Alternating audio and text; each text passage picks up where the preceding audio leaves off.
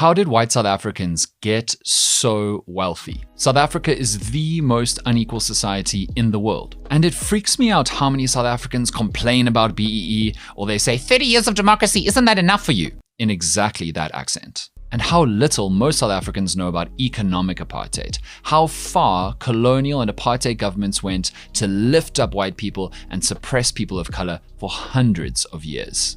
The simple truth is, Black economic empowerment is nothing compared to white economic empowerment. Your parents may have worked hard, very hard, but the paler their skin, the more they benefited from extraordinary government economic aid.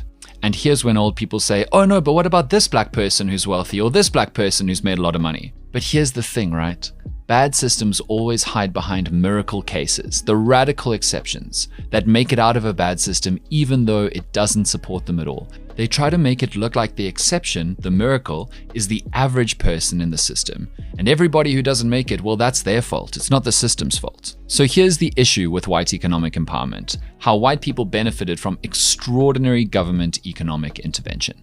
You know that speaking about apartheid is hard. So much of it happened off the record, people dispute it. So I'm going to make this super simple. All I'm going to do is tell you about a handful of apartheid policies that were enacted on the record, no doubt about it, that advantaged white people and oppressed Black people.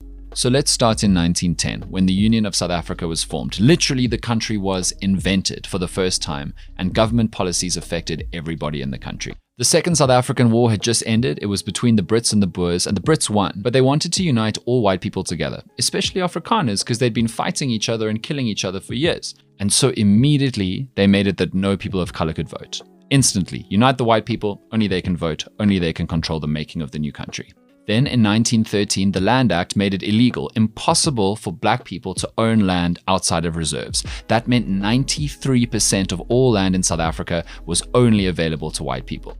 Then, in the early 1920s, poor white Afrikaners protested that most of big industry was dominated by British companies, and those companies were hiring skilled Black workers over them. In response, the government funded enormous public works programs, like building the Hartbeespoort Dam, and they only hired poor white workers. They literally made programs to make jobs for poor white, particularly Afrikaner workers.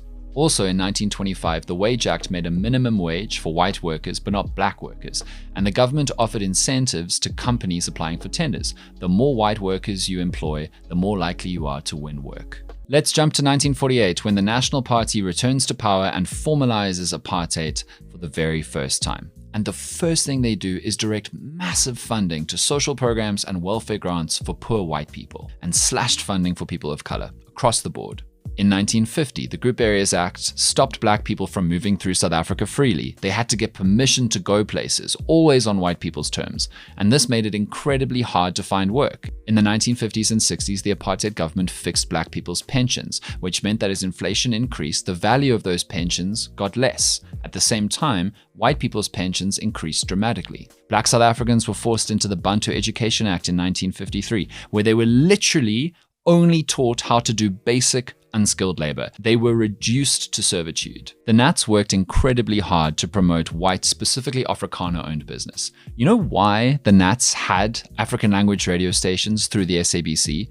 To make money for white people off of Black people. In the 60s, the apartheid government handed out millions of radios and ran the African language stations themselves. Obviously, they used it for propaganda to try and control the flow of information around apartheid, but they also gave ad space reaching this massive new audience to white, especially Afrikaner-owned businesses at knockdown rates. And some of the biggest companies in South Africa today started that way. Afrikaner-owned, benefiting from ad space on African language radio stations that the apartheid government handed them. I could go on, you get the point. And you know what I said earlier about the average experience showing what the system actually does? Well, let's look at what the apartheid system did to South Africa. In 1996, the first ever truly national census was taken, where all South Africans were asked what the reality of their lives were like. Because of apartheid, the 1996 census found that 21% of Black South Africans lived in informal housing. That's over 6 million people. And you know how many white South Africans lived in informal housing in 1996? 0.1%. More than 7 million Black South Africans in 1996 had no access to piped water.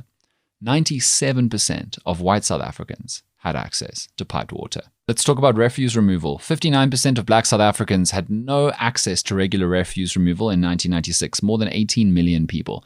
92% of white South Africans had access. Electricity. 56% of black South Africans had no access to electricity in 1996 at all, more than 17 million people.